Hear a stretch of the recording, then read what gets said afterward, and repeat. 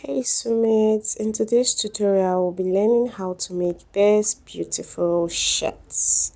It's a mixture of two fabrics, and in this particular um tutorial I used ankara and stripe materials to achieve this.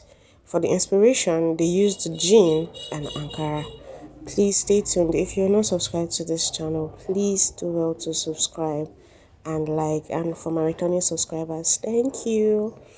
So all I had to do is to draft my basic bodice. That's all I had to do. I marked my half length, my bust line, came off from my bust line by 2 inches to get my chest line, and I marked it into a straight line. So basically I just did a basic bodice here, and I imputed all my measurements at those lines and added 4 inches to it. It depends on how free you want this shirt to be. If you want it snugger, you can just use 1 inch seam allowance and 1 inch for ease. That is 2 inches, but I used four because I wanted the ease to be much.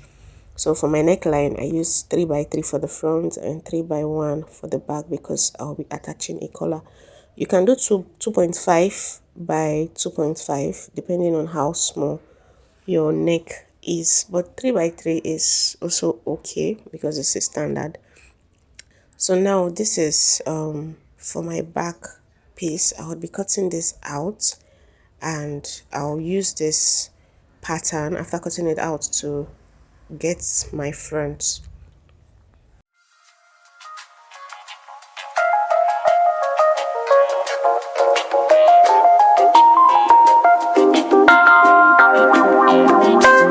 After cutting the back pattern out, the next thing I'll be doing is to mark 2.5 inches on another pattern paper first. That will be the starting line for my front. So I will be placing the back pattern from that 2.5 inches and then trace and cut it out as you can see me do. So after cutting everything out, I would cut out my neckline and then measured my neckline for the front also as you can see me do, and cut it out because I didn't want to like spoil my back pattern paper. So I just basically came down by 3 inches connect, and that was it. Now to get the middle part that had a different fabric, I would be determining where I wanted to start from, and from the way it is in the picture, it started from the first line started from around the armhole. So I'll be coming down by 8 inches. Initially I came down by 7 inches, and I noticed that it was too up, so I came down by an extra 1 inch, which made it 8 inches. So when you're doing yours, just come down by 8 inches. Now after coming down by 8 inches, I also came down 3 inches below my underbust. You mark your underbust and come down 3 inches below your underbust.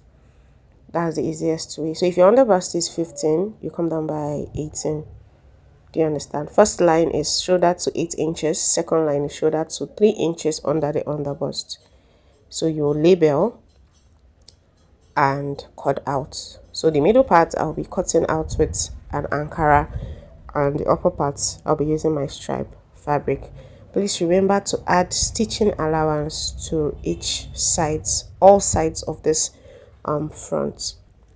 So I would get my back pattern and place it on my fabric. Mind you, the excess you're seeing below is because the pattern paper was not long enough. If you want yours to be 24 inches, fine, but I wanted this to be like a gown like shirt. So I added extra 5 inches to the length of my pattern paper. And then what I did to get the curve was to come down by 2 inches and then from the pattern paper and connect to the 5 inches I came down. I don't know if this is understandable enough. It's just to create a curve at that part. So I would keep this aside and introduce my front pieces. Now for the front pieces, I will be cutting the stripe first. Please, when you're cutting, remember, if you're using stripes, you have to be careful on how you arrange the stripes. So some parts will not be going straight and other parts slanted. So I would also be adding that 5 inches that I did for the back, and then I added half inch for the top. So after cutting this, I would also do the slant, and the easiest way to do the slant once you have gotten the slant for the back is to just introduce your back piece on top of your front piece and then use it to get the curve. So after doing that, I would notch the button placket area and keep it aside. So I'll do the same thing for the upper part of my front, which is also for the stripe. I'll add half inch while cutting everywhere, both the armhole and the neckline, and then I'll keep this aside. And don't forget to also notch where your button placket is. So the next thing I did here was to cut my sleeve for my shirt. So I have tutorials on how to get sleeves, how to cut a sleeve on my channel. I think I'll input it on this tutorial. I'll drop the link on the description box.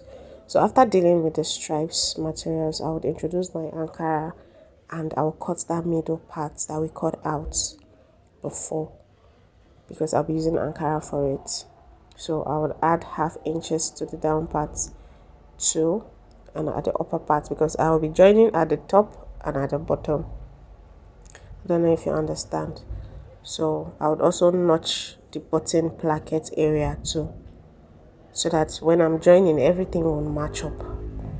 So after doing that, I'll keep it outside, and this is how it would look when I join. So I'll take it to my machine and join, and after joining, I would iron, and also iron my button placket and show us what it looks like. So at this point, I had finished joining, and after joining, I ironed the joining open. That way it is going to look very neat. It is going to look very neat. So after ironing, I also folded my button placket and used my hemming gun to iron it in place. I didn't stitch because by the time I put my buttonholes, it will hold in place. Now this is for my belt. I cut out 5 inches width and 60 inches in length. 5 inches width because by the time I fold and sew by half inch, it would become 2 inches. So the only thing I have to do here is to take it to my machine, fold into 2 and stitch by half inch all the way down, and turn it inside out and do my ironing on it. And that's that. So the next thing I'll be doing is to introduce my back and my front, and I'll be joining them by the shoulder area. As you can see me do both sides of the front to the shoulder area of the back. So after doing that, as you can see, I had joined it on the shoulder and also attached my sleeve. Mind you, it is easier to attach your sleeve before closing your sides. That way you can close from top to bottom. And after joining my sleeves, I attached the rope to my half length. So I marked my half length from my shoulder and then placed my rope or my belt at that point. So I'll be stitching from the top of the beginning of the sleeve all the way to the end of the shirt. I did it for both sides. Now for the collar, I'll be measuring round my collar, round the neckline of my shirt. What I had was 9 inches, and I added 1 inch for turning allowance, and what I have here is 10 inches. So I came up by 1 inch on the front. The place where I'm pointing is the front. I came up by 1 inch and I connected to the middle. That's the middle of 10 is 5. Now I connected, and then I came up from that 1 inch by 2 inches. You can use 1.5. It all depends on what you want.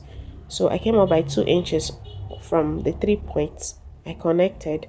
Now from that point, I came up by 3.5 inches for my collar extension. 3.5 inches, and I connected it straight down.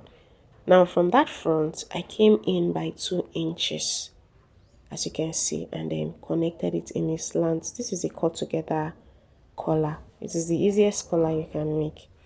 So If you want that front part to have something like a curve, you can actually come in by 1 inch from that point and curve it into the front area like so.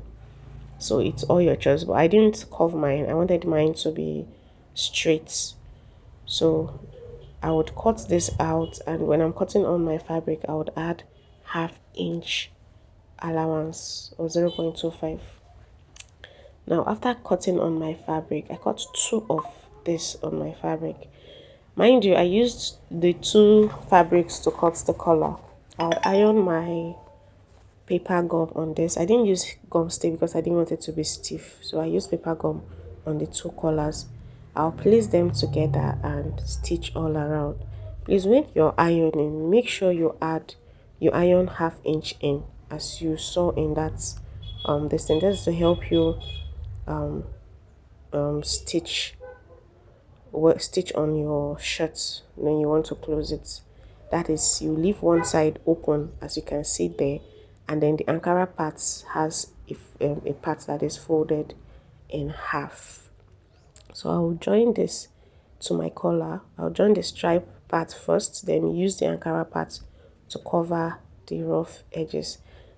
So after doing that, this is what I have.